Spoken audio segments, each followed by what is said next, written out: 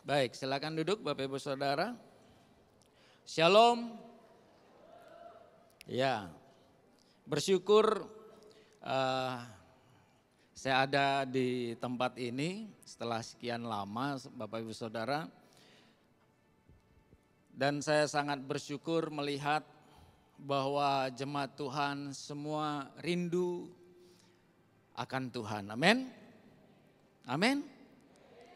Baik, tema hari ini adalah kejarlah kasih saudara ya. Nah, apa yang kita akan dengar pada sore hari ini Bapak Ibu Saudara, kita akan melihat apa sebenarnya yang ada di dalam isi hati Tuhan, apa yang Tuhan mau di dalam kehidupan kita untuk kita lakukan. Kalau tadi pagi saya sampaikan tentang di dalam waktu Yesaya dipanggil dan Yesaya mengatakan ini aku Tuhan utuslah aku. Dan Tuhan juga mau hal yang sama, Tuhan memanggil kita dan kita berani menjawab ini aku utuslah aku. Tapi kita harus belajar, kita harus mengerti apa yang Tuhan mau di dalam hidup kita, untuk apa kita diutus oleh Tuhan. Nah Bapak Ibu Saudara yang terkasih dalam Tuhan, saya akan berikan kepada kita semua pada sore hari ini dari 1 Korintus 13 ayat 13 dan 1 Korintus 14 ayat 1. Next, saudara ya. Nah, kita akan baca ayat ini bersama-sama. Ya, 1, 2, 3. Sebentar saudara, ini mana suaranya nih ya. Kita baca bersama-sama dengan gemuruh. Kalau saudara baca Wahyu, itu semua umat Tuhan berkumpul dan suaranya seperti gemuruh, desau air bah. Nah kita mau praktekkan itu sekarang. Ya, 1, 2, 3. Demikianlah, yaitu iman dan yang paling besar, kejarlah kasih itu,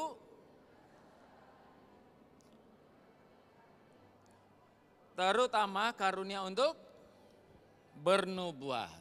Bapak Ibu Saudara yang terkasih dalam Tuhan, ayat ini terpisah 1 Korintus 13 ayat 13 dan 1 Korintus 14 ayat 1. Tetapi dalam penulisan, karena ini adalah surat Paulus kepada jemaat di Korintus, maka Paulus menulis surat itu, dia namanya menulis surat, saudara, dia tulis aja.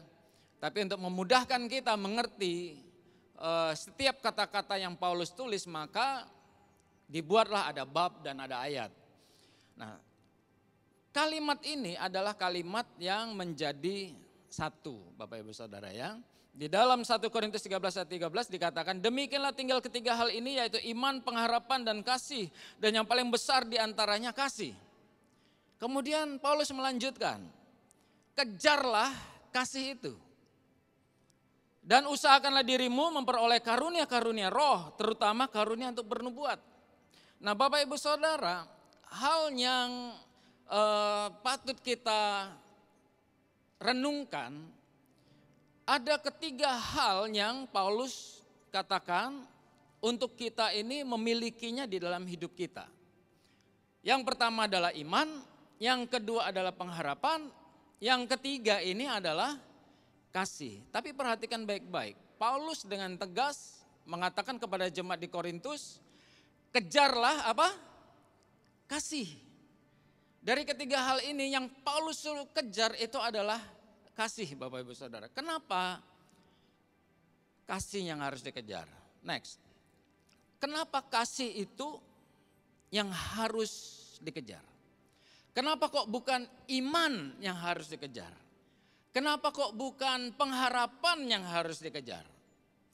Kalau Bapak Ibu Saudara membaca dari 1 Korintus 14 ini Bapak Ibu Saudara ya, maka di situ dikatakan Korintus 13, Bapak Ibu Saudara baca juga, di situ dikatakan begini, bahwa segala sesuatu akan lenyap, tapi yang tinggal adalah kasih. Bahkan Paulus katakan, meskipun aku ini dibakar, tubuh ini dibakar ya, tapi kalau aku tidak punya kasih itu sia-sia, kata Paulus. Jadi kalau kita lihat bahwa kasih itu inti dari semua. Dan Paulus juga berkata, ya dia katakan bahwa kasih ini itu adalah dasar dari kehidupan kita. Kasih itu adalah sifatnya Allah. Bahkan Tuhan Yesus berkata bahwa Allah itu adalah kasih. Allah itu kasih, saudara. Itu sebabnya harus dikejar. Iman kita bisa gunakan di dunia ini. Tapi waktu kita kembali ke surga, kita nggak perlu iman. Karena kita sudah ada di sana. Di dunia ini kita perlu pengharapan. Sehingga pengharapan itulah yang memotivasi kita untuk hidup dan melakukan segala perkara di dunia ini. Tapi waktu kita pulang, kita sudah nggak perlu pengharapan karena kita sudah ketemu sama sumber dari segalanya. Tetapi kasih itu ada di sana karena sumbernya di sana. Itu sebabnya Paulus katakan kejarlah kasih. Karena pada dasarnya Bapak Ibu Saudara, manusia ini tidak punya kasih. Manusia ini nggak punya kasih. Jadi kalau kita kadang-kala mengatakan saya nggak bisa mengasihi orang itu, yaitu nature-nya manusia, itulah manusia. Karena manusia diciptakan dari tanah, dari debu tanah. Karena nafas Allah, Tuhan meniupkan ke hidung atau ke manusia itu, maka manusia itu hidup. Apa yang Tuhan tiup? Yang Tuhan tiup adalah rohnya, saudara. Maka manusia itu hidup. Maka manusia punya kasih, serupa dan segambar dengan Allah. Tapi coba kita lihat, ya, ada perbedaan waktu Adam ketemu dengan Hawa. Saudara baca itu ya, di dalam Kejadian pasal 2 itu, saudara, waktu diciptakan, diketemukan dengan Hawa, saudara. Adam bilang apa? Luar biasa, ini daging dari dagingku, ini tulang dari tulangku. Artinya, wah, dia begitu mengasihi Hawa. Wah, dia bilang ini daging dari dagingku, ini tulang dari tulangku. Mungkin dia peluk, dia cium, dan kemudian dia dekap. Dan kemudian dia nggak mau lepaskan pegangannya kepada Hawa. Dia jalan-jalan di Taman Eden dan dia kenalkan Hawa kepada penghuni Taman Eden. Yang waktu itu binatang-binatang tentunya gitu. Hei singa-singa, ini pasanganku, ini pasanganku. Tapi coba perhatikan pada saat Adam dan Hawa jatuh dalam dosa. Apa yang Adam katakan? Waktu Tuhan tanya dia jawab begini. Perempuan yang kau taruh di sampingku ini, dialah yang memberi aku makan. Waduh saudara. Tulang dari tulangku berubah menjadi perempuan ini. Di mana kasihnya? Pada waktu dia melakukan dosa, dia menyadari bahwa dia telanjang. Apa yang menutupi dia? Kemuliaan Allah. Apa itu kemuliaan Allah? Kemuliaan Allah itu adalah kasih, saudara. Maka kasih itu hilang dari dia. Sejak itu dia lihat Hawa ini bukan dengan pandangan kasih lagi. Sehingga dia katakan ini perempuan ini. Bapak Ibu Saudara, itu sebabnya Tuhan Yesus itu mengajarkan kasih, saudara. Karena satu waktu kita akan pulang. Waktu kita pulang, kita ketemu dengan sumbernya kasih. Kita ketemu dengan suasana kasih, Bapak Ibu Saudara. Kalau kita tidak mengejar kasih itu sekarang di sini, saudara, waktu kita pulang, kita di sana itu kalau bahasa Jermannya lolak-lolok, saudara. Kenapa? Karena kita nggak pernah praktek kasih di dunia ini. Kita nggak pernah mengejar kasih. Artinya kasih itu nggak datang sendiri dengan sendirinya. Kasih itu tidak muncul dengan sendiri. Oh, saya sudah percaya Yesus, sudah terima Yesus. Bukankah Yesus itu kasih, maka kasih itu ada di dalam diriku. Dan aku penuh dengan kasih. Enggak, saudara. Kasih itu nggak bisa disebut dengan kasih kalau kita tidak praktekkan. Kalau kita nggak kejar, saudara. Itu sebabnya Paulus katakan, kejar kasih ini. Harus dikejar. Masalahnya Bapak Ibu Saudara, ya, masalahnya adalah ada penghalang kita untuk mengejar kasih. Ada penghalangnya. waktu kita mau mengejar kasih. Hati nurani kita bilang kejarlah kasih, harus mengasihi. Tetapi ada penghalang yang menghalangi kita untuk melakukan kasih itu. Next. Kejarlah kasih itu dan usahakanlah dirimu memperoleh karunia karena roh, terutama karunia untuk bernubuat. Paulus berkata di dalam 1 Korintus 14 ayat 1, dia katakan kejarlah kasih itu dan usahakanlah dirimu memperoleh karunia-karunia roh, terutama karunia untuk bernubuat. Bapak Ibu Saudara, saya coba melihat melihat di dalam Alkitab, dari ayat-ayat Alkitab ini, apa sih sebenarnya mengejar kasih itu bagaimana sih?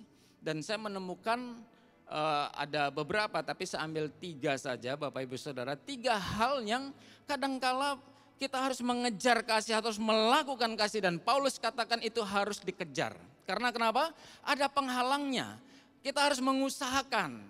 Kita harus mengupayakan kasih itu. Sebab kalau kita tidak mengupayakan kasih itu, maka kasih itu enggak pernah menjadi yang namanya kasih, Bapak Ibu Saudara. Kasih itu hanya di mulut doang, hanya di mulut saja. Orang Kristen mengasihi, orang Kristen itu kasih. Maka kita kalau di gereja ketemu, halo, shalom. Tapi di rumah bisa berubah. Di luar bisa berubah, Saudara. Tuhan tidak menyuruh saudara mengejar kasih di dalam gereja. Tuhan suruh saudara dan saya mengejar kasih di luar sana. Itu yang Tuhan mau. Hal yang pertama, ya, untuk kita mengejar kasih. Ya, di situ dikatakan usahakanlah dirimu memperoleh karunia-karunia roh, terutama karunia untuk bernubuat, Saudara. Ada berapa karunia roh, Bapak Ibu Saudara? Siapa yang udah ikut SOM? Ada yang udah ikut SOM? Saya sarankan Bapak Ibu Saudara ikut SOM ya. Tanpa pemuritan, saudara dan saya nggak bisa dibilang murid Kristus. Tapi dengan pemuritan kita mengerti isi hati Tuhan. Amin. Amin. Saya percaya nanti dibuka SOM, saudara daftar sama ketua FA saudara. Saya mau ikut SOM. Datang ke sekretariat, saya mau ikut SOM. Kalau saudara nggak ikut SOM, kita ini nggak bisa disebut sebagai murid Kristus, nggak bisa. Sedangkan firman Tuhan mengatakan orang mengenal Kristus karena kita menjadi murid Kristus. Murid artinya mengikuti pola gurunya. Gurunya adalah Kristus, saudara ya. Itu sebabnya Paulus katakan terutama karunia untuk bernubuat. Ada berapa karunia? Ada 9. Ya, next. Nah, saudara, ada 9 karunia Roh Kudus. Saudara kalau ikut SOM, ini ada di pelajaran kedua tentang Roh Kudus. Saudara akan pelajari semua tentang pribadi Roh Kudus yang menyertai kita dan karunia ini menyertai kita. Ke-9 karunia ini. Apa karunia-karunia itu? Yang pertama adalah karunia perkataan hikmat. Saya nggak bahas, saudara. Yang kedua karunia perkataan pengetahuan. Yang ketiga karunia iman. 4 karunia penyembuhan. 5 karunia kuasa mujizat, saudara. 6 karunia bernubuat. Ya, yang ke-7 karunia membedakan. Ya, membedakan bermacam-macam roh. Yang ke-8 karunia berbahasa roh. Yang ke-9 karunia menafsirkan bahasa roh. Saudara dan saya harus mengerti 9 karunia ini. Karena 9 karunia ini memperlengkapi kita untuk hidup di dunia ini dengan benar. Nah, Paulus katakan, ya, kejarlah kasih itu dan kita ini harus mengupayakan karunia, terutama karunia bernubuat. Nah, kita akan bahas karunia bernubuat, Bapak Ibu Saudara. Kenapa kita harus punya karunia bernubuat? Karena karunia bernubuat itu akan mendampingi, akan membuat kita ini mempraktekkan kasih melalui karunia nubuat ini. Ya, Bapak Ibu Saudara. Next, maka di situ dikatakan begini. Paulus berkata kepada jemaat di Korintus, tetapi siapa yang bernubuat apa? Halo, kita baca sama-sama. Tetapi siapa yang bernubuat? Ia berkata kepada manusia, ia apa? Membangun, terus menasihati dan menghibur. Yang namanya karunia bernubuat itu isinya Bapak Ibu Saudara, itu adalah membangun, menasihati, menghibur. Bapak Ibu Saudara dan saya, kita tidak bisa mempraktekkan kasih tanpa karunia nubuat ini. Waktu kita berkata, perkataan kita harus perkataan yang membangun, bukan perkataan yang menjatuhkan. Anak. Nah, saudara, kalau punya anak, anak goblok, anak tolol, saudara. Anak setan. Anaknya balas, kalau aku anak setan, bapak ya sopo. Perkataan kita kalau tidak punya kasih, maka perkataan itu tidak membangun. Jadi Paulus bilang, miliki karunia bernubuat ini. Supaya apa? Melalui perkataan kita menyatakan kasih kita. Ya.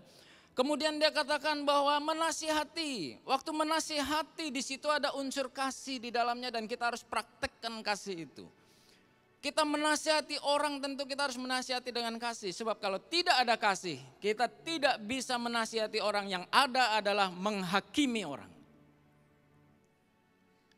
Itu sebabnya Paulus katakan miliki karunia ini. Untuk mempraktekkan kasih itu. Sebab kalau kita nggak praktek di dunia ini Bapak Ibu Saudara, waktu kita pulang, kita nggak bisa jadi orang yang canggung saudara ya. Itu sebabnya Paulus bilang kejar selama kita hidup saudara. Kejar selama kita hidup. Kemudian dia katakan menghibur. Saudara kalau menghibur orang nggak mungkin saudara tanpa kasih. Tapi kita seringnya apa? Kita menghibur orang yang bisa kita kasihi, hanya itu saudara. Kita menghibur orang, kan benar ya saudara ya? Saudara dan saya kalau menghibur orang tentu menghibur orang yang kita kasihi, kan benar gak? Coba orang yang kita nggak suka, kita nggak ngomong aja enggak, bagaimana mau mengasihi saudara? Bagaimana mau menghibur? Malah begitu lihat orang itu jatuh, wah kita malah syukur jatuh, kan gitu saudara. Jadi waktu kita menghibur, disitulah praktek kasih saudara. Menghibur bukan menghibur orang yang sudah kita kasih, jelas kita kasihi, kita punya kasih untuk orang itu. Tapi menghibur orang yang saat itu sulit kita untuk mengasihi saudara. Dan kita harus bisa mempraktekkan itu. Di situ kita harus kejar. Itu sebabnya Paulus katakan kejar kasih itu dikejar saudara. Artinya apa? Diupayakan, diusahakan. Enggak enak, capek. Menghadapi orang itu lagi, capek saudara. Tapi kita harus lakukan. Saya katakan harus lakukan. Kalau saudara dan saya menjadi murid Kristus, kita harus lakukan. Paulus berkata miliki karunia roh. Yang pertama ini saudara berdoa, minta Roh Kudus. Roh Kudus tolong saya untuk mempraktekkan karunia yang satu ini. Karunia bernubuat. Melalui perkataan saya membangun orang. Melalui perkataan saya menasihati orang. Melalui perkataan saya menghibur orang. Bahkan orang yang kita nggak suka sekalipun. Justru disitulah kita prakteknya Bapak Ibu Saudara. Ya, nah kita belajar. Itu yang pertama, miliki karunia yang satu ini, karunia bernubuat. Siapapun bisa, Bapak Ibu Saudara jangan bilang wah itu untuk hamba Tuhan, itu untuk full time, itu untuk para pendeta. Bukan, ini semua untuk kita, memperlengkapi kita. Ya. Yang kedua Bapak Ibu Saudara, hindari cinta akan uang. Paulus dengan tegas mengatakan salah satunya kejarlah kasih dalam hal ini. Di dalam 1 Timotius 6 ayat 9-11 di situ dikatakan demikian. Tetapi mereka yang ingin kaya terjatuh ke dalam pencobaan, ke dalam jerat dan ke dalam berbagai-bagai nafsu yang hampa dan yang mencelakakan, yang menenggelamkan manusia ke dalam keruntuhan dan kebinasaan. Karena akar segala kejahatan ialah apa? Cinta uang, saudara. Sebab oleh memburu uanglah beberapa orang telah menyimpang dari iman dan menyiksa dirinya dengan berbagai-bagai duka. Tetapi engkau, hai manusia Allah. Ini jenis manusia yang berbeda. Jauhilah semuanya itu. Kemudian apa dikatakan? Kejarlah kasih. Kejarlah keadilan, ibadah, kesetiaan, kasih, kesabaran, dan kelembutan. Kejar, ini harus diupayakan, saudara. Cinta akan uang bisa membuat siapapun jadi retak hubungannya. Cinta akan uang bisa membuat suami istri yang harusnya satu menjadi terpisah. Yang tadinya cinta, yang tadinya penuh kasih, enggak ada lagi kasihnya. Cinta akan uang bisa membuat orang tua dan anak ribut. Kasihnya hilang, saudara. Cinta akan uang bisa membuat saudara dengan saudara ribut. Karena enggak ada lagi kasihnya. Cinta akan uang bisa membuat orang berbisnis, berpolitik, berusaha dengan membabi buta. Karena orang yang cinta akan uang tidak ada kasih di dalamnya. Itu sebabnya dari semua dewa, Bapak Ibu Saudara, Tuhan itu menyebut satu saja, yaitu Dewa Mamon. Dewa Mamon ini dewa kekayaan, saudara ya. Dewa kekayaan, dewa harta, itu Dewa Mamon. Ya, maka Tuhan bilang, jangan kita ini berdiri di dua Tuhan. Sementara engkau mengatakan engkau mengasihi Tuhan, tapi engkau masih menyembah Mamon. Sebab orang yang mencintai Mamon, dia tidak akan pernah mencintai Tuhan. Paulus berkata kepada jemaat yang ada kepada Timotius, Bapak Ibu Saudara ya. Paulus berkata kepada Timotius, hati-hati dengan uang. Uang itu adalah hamba yang baik. Oh, hamba yang baik, saudara. Gedung ini dibangun dengan uang. Gedung ini dibangun dengan harta benda yang dipersembahkan juga oleh jemaat. Dia hamba yang baik. Tetapi uang itu tuan yang kejam, saudara. Kalau sudah kita menjadi hamba, maka kita akan membabi buta. Saya tidak pungkiri, hamba Tuhan yang cinta uang juga akan membabi buta dan banyak, saudara.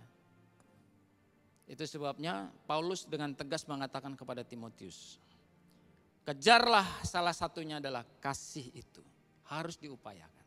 Karena yang menghambat kita untuk mempraktekkan kasih ini adalah cinta akan uang ini, Bapak Ibu Saudara. Cinta akan uang ini yang membuat kita itu enggak bisa melihat kasih Tuhan di dalam hidup kita. Itu karena itu menjadi prioritas dalam hidup kita. Kita bekerja untuk mencari uang. Kita mengumpulkan uang sebanyak-banyaknya supaya kita dihargai. Kita kumpulkan uang sebanyak-banyaknya supaya kita bisa berkuasa. Semuanya enggak ada kasih. Tapi Tuhan katakan melalui Rasul Paulus, kejar kasih itu. Sebab dengan mengejar kasih saudara, maka saudara dan saya ada di dalam Tuhan yang sumber dari segalanya. Uang itu bukan menjadi yang utama, harta benda bukan menjadi yang utama. Justru saudara dan saya menjadi berkat buat orang lain. Saat kita menjadi berkat buat orang lain, tidak ada unsur apa-apa di dalamnya, tapi unsur kasih itu akan membuka tingkap langit buat kita. Dan Tuhan akan pakai saudara dan saya. Saya punya rekan di Pontianak, Bapak Ibu Saudara. Dia seorang pengusaha, ya, tapi saya melihat hatinya penuh belas kasihan. Tapi juga saya ingatkan kepada dia, kamu hatimu harus penuh kasih, bukan penuh belas kasihan, saudara. Karena itu hal yang berbeda. Belas kasihan itu, waduh lihat orang kasihan, lihat orang kasihan. Kasihan itu bukan kasih. Tapi kalau kasih, saudara, maka kasih itu tidak ada di dalamnya ini timbal balik, saudara. Kasih Tuhan itu kasih agape, kasih yang berkorban, ya. Nah, saya melihat bahwa rekan saya ini mempunyai kasih di dalamnya. Tapi juga penuh belas kasihan. Waktu kita tes karunia, ya, saya beri setiap kali di gereja yang saya layani, Bapak Ibu Saudara, selesai pemuridan, mereka harus pemuridan, ya. Selesai pemuridan, kita tes karunia. Tes karunia Bapak Ibu, semuanya tes karunia. Dan di situ kelihatan, oh orang yang punya belas kasihan tinggi, oh orang yang dominan, yang otoriter, saudara. Oh orang yang punya sifat keras, oh orang ini lembut, orang ini adem ayem, saudara. Itu semua kelihatan. Nah waktu tesnya keluar, kasih karunia belas kasihannya tinggi, saudara. Jadi saya bilang hati-hati, belas kasihan bukan kasih. Belas kasihan itu kadang-kala kasihan, tapi begitu orang itu berbalik, saudara, dari dia, bisa kecewa. Sudah ditolongin, sudah diupayakan, malah nusuk dari belakang. Aku nggak mau kenal lagi orang macam itu. Itu bukan kasih, saudara. Itu belas kasihannya tinggi. Tapi kasih itu, saudara, menolong, mengasihi tanpa minta timbal balik. Beda, saudara, ya. Ini yang Paulus minta untuk dikejar. Dan saya lihat rekan saya ini, Bapak Ibu Saudara, dia punya belas kasihan. Ketemu orang di mana gitu, waduh, belas kasihan. Tuhan gerakin dia kasih, saudara. Dia tolong. Ada ibu-ibu susah bawa itu di airport, dia lepaskan barangnya supaya istrinya bawa, dia yang bawain, saudara. Dan saya melihat orang model begini, berkat Tuhan itu gak pernah lari dari dia. Kasih itu yang membuat channel kita dengan Tuhan itu terbuka. Kasih itu yang membuat itu seperti apa? Ada, saudara pernah lihat film kartun ya? Pasti ya, kalau film kartun itu ada cerita begini, dia kena hujan, dia pindah kemana aja hujannya ngikut, saudara kan. Kesini ngikut, wah dia menghindar ngikut, itu kan film kartun, saudara. Tapi jangan salah, Tuhan juga seperti itu. Kalau kita mengasihi Tuhan, kita punya kasih Tuhan, kemanapun kita pergi itu awan kasih itu menyertai kita. Kemanapun kita pergi, kasih karunia Tuhan selalu ada. Tapi begitu kita tidak mempraktekkan kasih dalam hidup kita, saudara, seperti apa yang dikatakan dalam firman Tuhan, Adam waktu dia lepas dari kasih Tuhan, Tuhan katakan, kemanapun engkau pergi, tanah itu menjadi terkutuk, saudara. Wah ngeri, kalau Tuhan bilang, kemanapun engkau pergi, engkau jadi terkutuk, itu lain, saudara. Lain, yang terkutuk dia, anak istrinya enggak. Tapi kalau kemanapun engkau pergi, tanah yang engkau injak menjadi terkutuk. Saudara, bisnis di sini gagal terus, yang ngerasain anak istrinya. Wah ini kota enggak bagus ini kota, waduh enggak ada apa itu kalau namanya, keberuntungannya enggak ada gitu ya. Pindah kota lain, gagal lagi, saudara. Pindah ke sana gagal, hidupnya setiap kali bikin bisnis gagal, bikin ini gagal, bikin itu gagal. Kenapa? Sama kayak tadi. Awan kegagalan itu selalu menyertai dia. Kenapa? Karena kemana dia pergi tanah itu terkutuk. Dia ada di sini tanahnya jadi terkutuk. Dia pindah ke sana tanahnya jadi terkutuk. Dia pindah ke situ tanahnya jadi terkutuk. Ngikutin terus kutuknya. Tapi kalau kita punya kasih dan mempraktekkan ini, saudara, mengejar kasih itu, channel Tuhan itu terbuka terus. Amin. Channel Tuhan itu terbuka terus. Bilang kiri kanannya, miliki kasih dan channel Tuhan terbuka. Amin.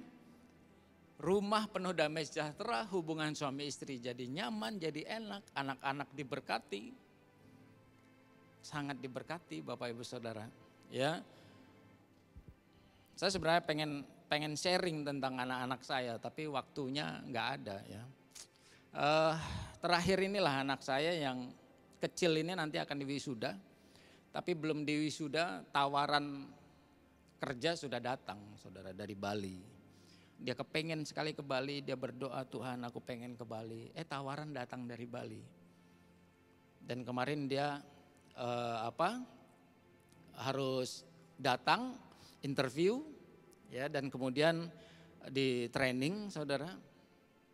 Interview kan nentukan sudah apa belum gitu. Tapi waktu datang dia sudah di training dan dia harus wisuda, dia pulang, dikasih tugas untuk WFH, Oktober harus kembali. Banyak orang susah cari kerja, saudara. Tapi saya lihat anak-anak saya Tuhan pimpin sedemikian rupa. Siapa saya? Siapa kami? Kami bukan siapa-siapa. Nggak ada yang kenal, saudara. Roni itu nggak terkenal. Tapi Tuhan kenal saya. Bilang kiri kanannya, orang boleh nggak kenal saya, tapi Tuhan kenal saya. Ngomong, bilang, saudara. Kenapa? Kalau kita benar-benar praktek kasih, saudara. Ya, kalau Tuhan kenal saudara, nggak usah khawatir kemanapun kita pergi, Tuhan selalu ada. Amin. Yang pertama apa tadi?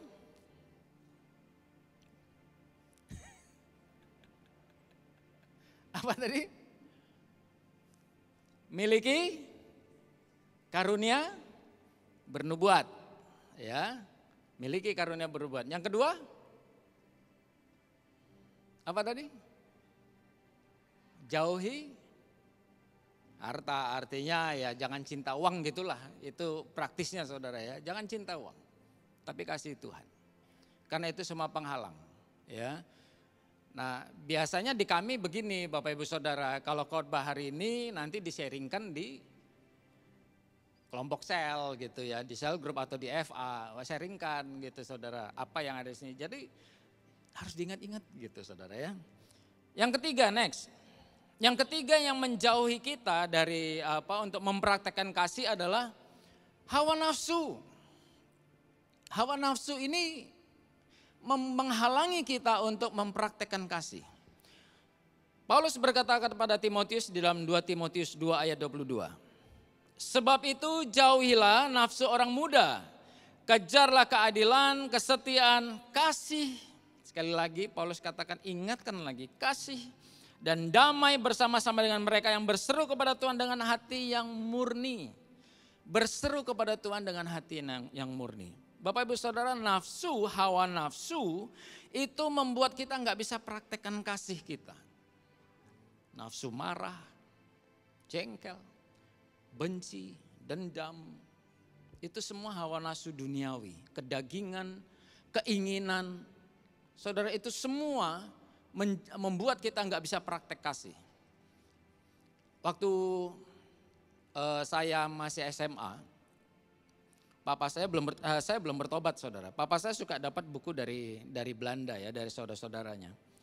Kemudian satu waktu dia baca buku itu, majalah dari Belanda itu, terus dia bilang, Ron, sini Ron, ini ada cerita yang bagus ini gitu. Ada yang bagus. Itu sekitar tahun 83 lah, 82, 83 saudara.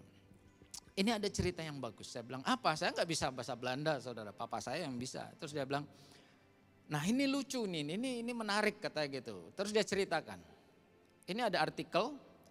Jadi cerita itu bilang begini, satu waktu ada orang meninggal, saudara. Ya mungkin sudah pernah saudara dengar. Karena sekarang udah banyak yang sampaikan. Orang meninggal kemudian dibawa oleh malaikat. Ya. Dikasih lihat gitu. Kehidupan surga dan neraka. Dibawa ke neraka. Waktu dia lihat di neraka, waduh orangnya kurus kering, semua teriak-teriak, lapar, terus saling menggaruk satu sama lainnya, lapar, kurus kering. Nah yang unik katanya begitu, tangannya ini nyambung dengan sendok, saudara. Dengan sendok, panjangnya 1 meter lebih sendoknya. Nyambung saudara, kiri kanan ini nyambung, sendok gitu. Wah dia pukul-pukul, lapar. Bunyi bel, teng, teng, terus ada tirai yang terbuka.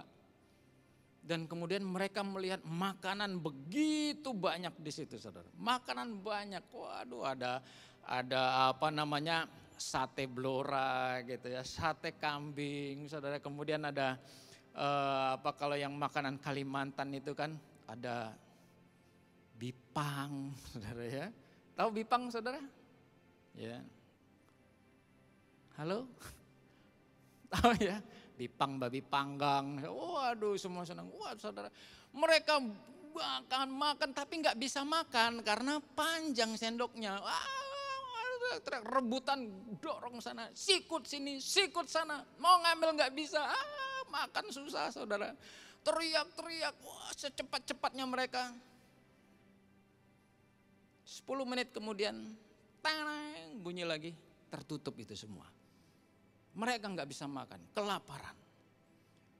Terus dibawa, dia bilang, waduh ngeri bener nih neraka nih. Dibawa ke surga, saudara. Waktu di surga dia lihat orangnya tambun-tambun, saudara.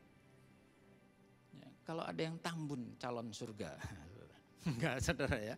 Wah, orangnya tambun-tambun, saudara. Perutnya sudah mulai kayak saya begini. Ya. Tapi profilnya sama, tangannya nyambung sama sendok panjang-panjang. Tapi mereka tenang, mereka saling sapa, cerita-cerita, saudara.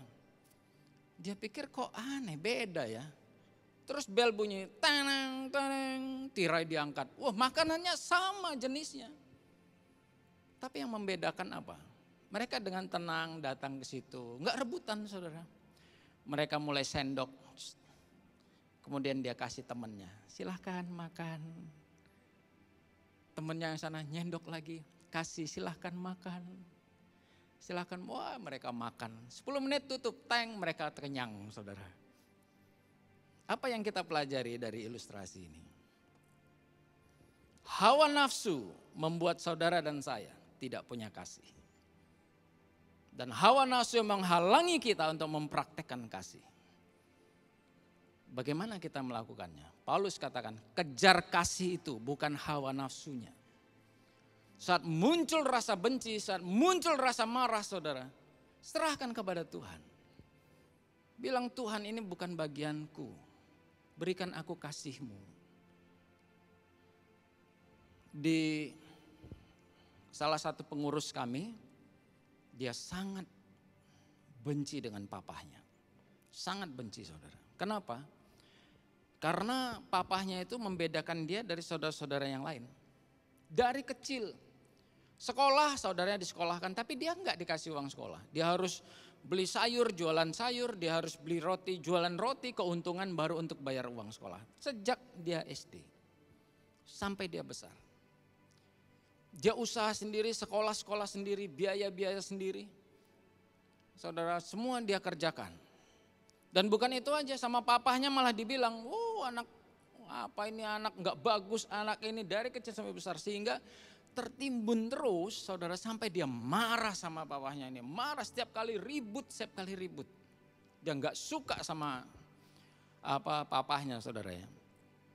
Sampai satu waktu dia bertobat. Singkat cerita dia bertobat, dia ikut pemuridan, ya sampai selesai, saudara. Pemuridan kami ada 2. Yang pertama bicara tentang sama, saudara, seperti som, ya dari keselamatan sampai kedatangan Tuhan. Tapi kami punya modul yang kedua, yaitu hidup berjemaat. Itu bicara tentang hubungan sesama, dan di situ dibahas tentang ini. Jadi diajarkan dari 10 perintah Allah, Bapak Ibu Saudara, 10 perintah Allah. 4 hukum itu hukum kepada Tuhan. Hormatilah Tuhan Allahmu, jangan ada padamu Allah lain, jangan menyembah, jangan bikin patung. Itu 4 hukum pertama itu untuk Tuhan. Hukum selanjutnya untuk manusia, jangan membunuh, jangan bersaksi dusta, jangan menginginkan barang milik sesamamu. Tapi dari 6 hukum manusia itu yang pertama sekali Tuhan katakan, hormatilah orang tuamu.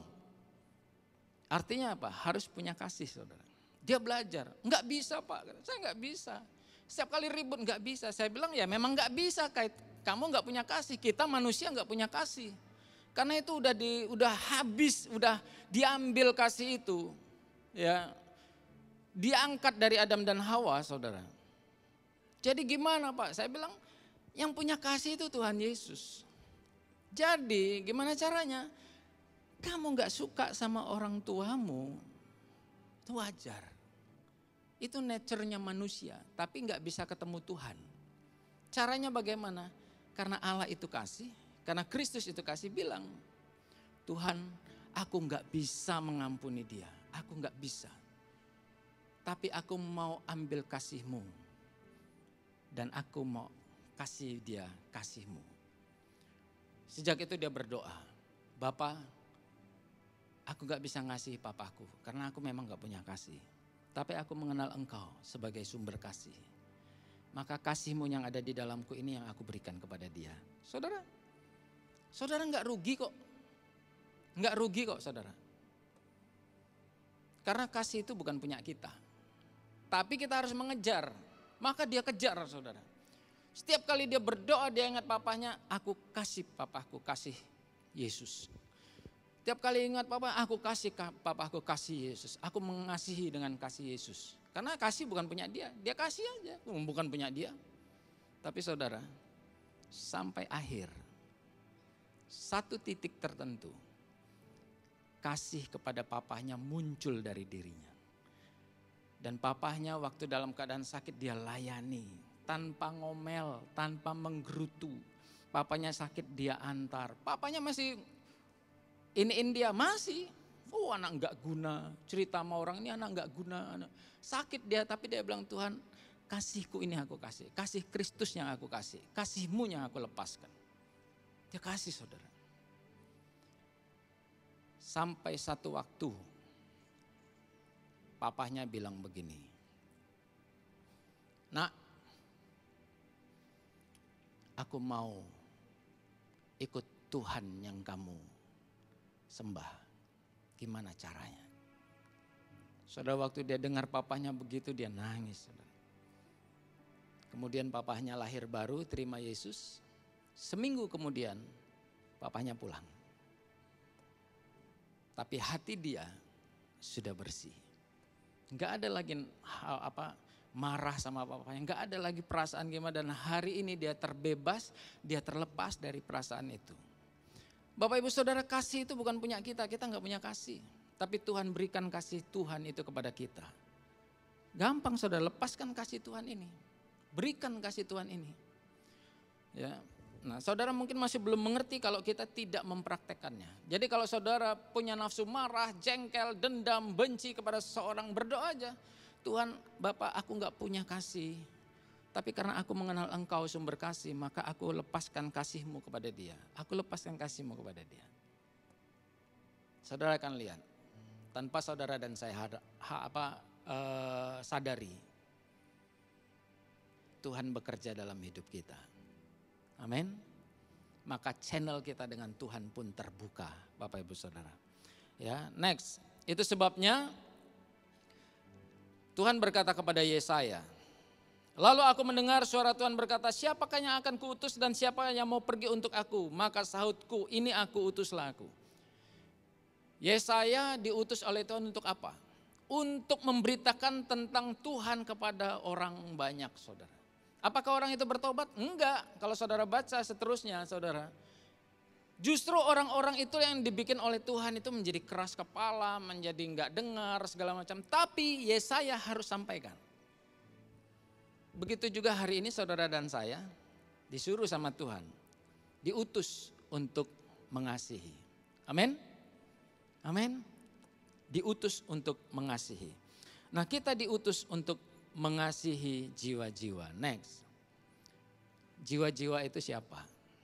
Pertama, praktekkan di rumah. Kedua, praktekkan dengan saudara-saudaramu. Jadilah saksi di Yerusalem, Yudea, saudara-saudaramu yang sudah menyakiti hatimu. Lepaskan kasih itu, kejar kasih itu, saudara. Samaria, orang-orang yang ada di luar. Ya, family, lepaskan kasih itu. Sampai ke ujung dunia, di tempat saudara ada, saudara kerja berhubungan dengan dunia luar, saudara lepaskan kasih. Dan itu harus dikejar. Dan saudara, kita akan lihat begitu kita mengejar itu, maka Tuhan akan memperlengkapi hidup kita. Damai sejahtera ada di kita. Seringkali kita mau merubah orang, gak bisa saudara. Tuhan yang mengubah hati kita. Amin. Amin Bapak Ibu Saudara. Saya berdoa Bapak Ibu Saudara punya damai sejahtera dan sukacita di dalam hidup saudara. Karena kita punya itu, apapun kata orang, apapun yang orang lakukan, kita tetap punya channel sama Tuhan. Sukacita selalu ada. Amin.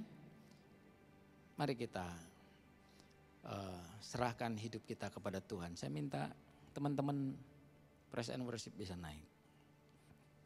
Kita mau datang kepada Tuhan, mari kita bangkit berdiri. Ingat ketiga hal ini Bapak Ibu Saudara. Miliki karunia bernubuat. Fokuskan dirimu bukan kepada harta dan benda, saudara. Jauhi hawa nafsu, karena semua itu menghalangi kita untuk bertemu kasih Tuhan.